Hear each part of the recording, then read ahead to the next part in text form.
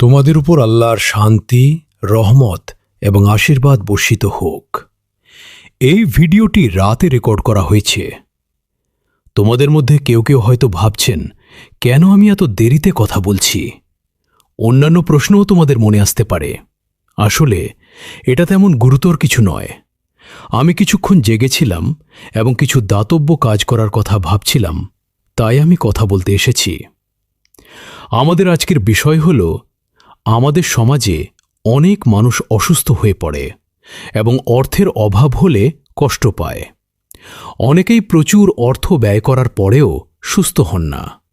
অনেকেই ডাক্তারের উপর নির্ভর করেন। যদিও এই জিনিসগুলি স্বাভাবিক মনে হতে পারে, তবে ইসলামী দৃষ্টিকোণ থেকে এগুলি একটি কঠিন পরীক্ষা এবং ধৈর্যের পরীক্ষা। ধরা যাক, আপনি মধ্যবিত্ত। আপনার আয় সীমিত হতে পারে, কিন্তু যতদূর আমি জানি, যারা কঠিন জীবনযাপন করেন তারা সর্বশক্তিমান আল্লাহর উপর নির্ভর করেন। একই সময়ে সমাজের ধনী ব্যক্তিরা, যাদের প্রচুর অর্থ আছে, তাদের ইসলামী দৃষ্টিকোণ থেকে সমান বিবেচনা করা হয়। কিন্তু সমাজ কিছু বৈষম্য তৈরি করেছে। উদাহরণস্বরূপ, যাদের প্রচুর সম্পদ আছে তাদের ধনী বলা হয়, এবং যাদের সামান্য সম্পদ আছে তাদের দরিদ্র বলা হয়। অতএব ধনীরা প্রায়শই অর্থ নিয়ে ব্যস্ত থাকে, অন্য কিছুর কথা চিন্তা করে না। এমনকি তাদের মন এতটাই বিষণ্ণ হয়ে পড়ে যে তারা অন্ধকারে ডুবে যায়।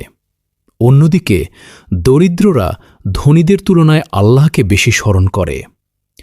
অল্প অর্থ থাকা অগত্যা কোনো ত্রুটি নয়, অন্তত তারা আল্লাহকে স্মরণ করে। এখন আমি আপনাকে কিছু বলি। একবার ভেবে দেখুন, যদি আপনার প্রচুর সম্পদ থাকত, তাহলে কি আপনি বিশ্বাস করতেন যে অর্থ আপনাকে অসুস্থতা থেকে রক্ষা করবে? বাস্তবে আমরা যদি ইতিহাস এবং বর্তমানের দিকে তাকাই, তাহলে আমরা বুঝতে পারব যে এটি একেবারেই সত্য নয়। অনেক লোক প্রচুর সম্পদের অধিকারী, তবুও তারা এমন অসুস্থতায় ভোগেন যা তাদের সম্পদকে নিঃশেষ করে দেয়। আশ্চর্যজনকভাবে বেশিরভাগ ধনী ব্যক্তি তাদের সীমিত সম্পদ থাকা সত্ত্বেও অসুস্থতায় ভোগেন। এটি আল্লাহর কাছ থেকে একটি পরীক্ষা। এটি প্রমাণ করে যে কেউ অন্যের চেয়ে ভালো নয়, সবাই সমান। যাই হোক, দানশীলতা ধনী এবং দরিদ্রের মধ্যে পরিবর্তিত হয়। আমি যা দেখেছি তা থেকে, যদিও ধনীরা ভালো কাজ করার সম্ভাবনা কম, দরিদ্ররা তা করার সম্ভাবনা বেশি। কিন্তু এর অর্থ এই নয় যে দরিদ্ররা জিতেছে। এই পৃথিবীতে অনেক দরিদ্র মানুষ আছে যারা সুখ এবং প্রচুর জীবিকার আশায় আল্লাহর কাছে প্রার্থনা করে। তবে এটি দরিদ্রদের জন্য আরেকটি দুর্দশা হিসাবে বিবেচিত হতে পারে, কারণ তারা বিশ্বাস করে যে টাকা থাকলে তাদের সব কিছুই পাওয়া যাবে। বাস্তবে এটি একটি অবিশ্বাস্য, ভ্রান্ত ধারণা। অ্যালন মাস্ক এবং অন্যান্যদের মতো অনেক বিলিয়নিয়ারের দিকে তাকান। তাদের কাছে টাকা আছে, কিন্তু আপনি যদি তাদের জীবন পরীক্ষা করেন, তাহলে আপনি দেখতে পাবেন যে তারা সুখী নন। আসলে তাদের জীবন দরিদ্রদের তুলনায় বেশি চাপে ভরা। তারা কেবল তাদের সম্পদ কিভাবে বৃদ্ধি করা যায় তা নিয়েই ভাবে। অ্যালন মাস্ক বেশ কয়েকজন স্ত্রীকে তালাক দিয়েছেন। আপনি যদি সোশ্যাল মিডিয়া ব্রাউজ করেন, তাহলে আপনি এটি বুঝতে পারবেন।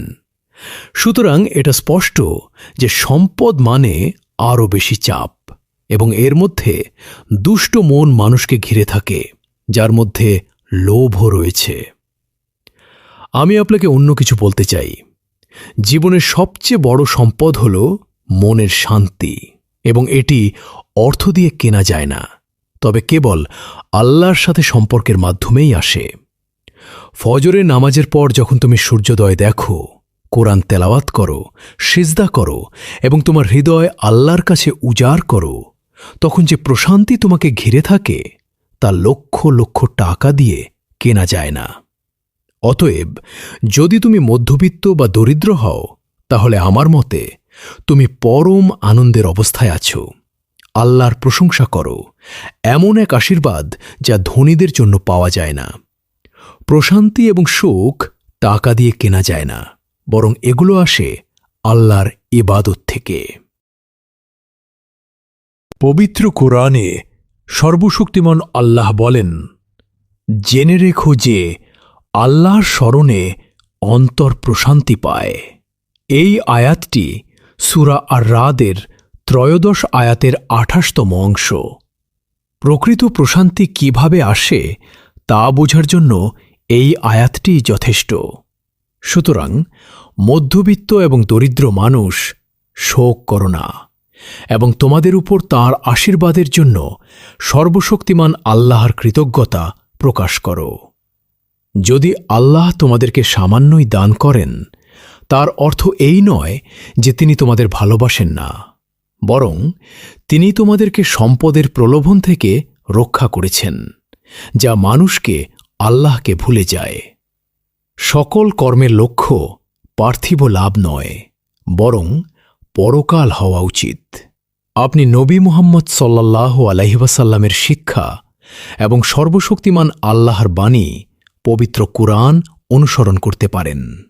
আপনি এটি আরবি এবং বাংলা উভয় ভাষায় পড়বেন এবং এতে জীবনের জন্য সম্পূর্ণ নির্দেশনা রয়েছে। মনে রাখবেন যে এই পৃথিবী পরীক্ষার স্থান। কেউই চিরকাল এখানে থাকে না, ধনী বা দরিদ্র কেউ নয়। আমরা সকলেই একদিন আল্লাহর কাছে ফিরে যাব।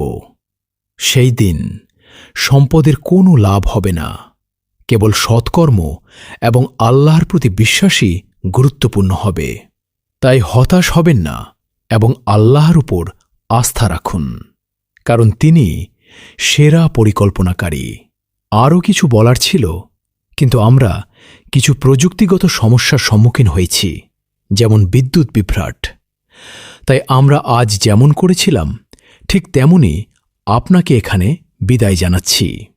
আপনি সুস্থ থাকুন এবং একমাত্র আল্লাহই রক্ষাকর্তা, আল্লাহই অভিভাবক।